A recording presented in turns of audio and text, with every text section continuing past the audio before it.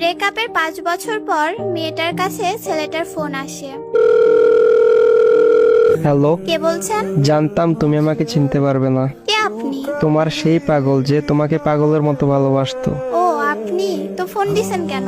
আমি ফোন রাখলাম। একটু দাঁড়াও প্লিজ, একটু কথা বলবো। আমি অপরিচিত কারোর সাথে কথা বলি না। একটা সময় তো অনেক পরিচিত ভাবতে আমাকে। কালকে তোমার বিয়ে, তাই না? শুনেছেন যখন, তাহলে আবার বলছেন কেন? তোমার মুখ থেকে শুনতে চাই। ঠিকই শুনছেন, কালকে আমার বিয়ে। কি বলবেন বলেন। তোমার সাথে যেদিন শেষ কথা হয় সেদিন একটা কথা বলেছিলাম, মনে আছে? কি কথা? এটাও মনে নেই? বলেছিলাম যেদিন তোমার বিয়ে হবে সেদিন এই দুনিয়া থেকে হারিয়ে যাব। শুধু শুধু পাগলামি করবেন না।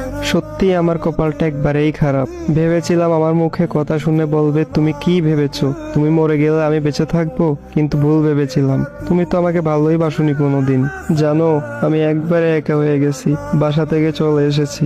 আমি থাকলে নাকি সবার সমস্যা হয়। এমন ভাবে কথা বলছেন কেন? বিষ খেয়েছি তো, তাই এমন একটু কষ্ট হচ্ছে। সমস্যা নাই, একটু পরে নিশ্চুপ হয়ে যাব। কি কি কেন এমন করছো?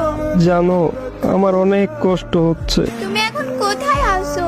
বলতে পারবো না, আর জেনেও কোনো লাভ নেই। আমাকে বাঁচাতে পারবে না। মৃত্যুর আগে একটু কথা বলবো তোমার সাথে, শুনবে?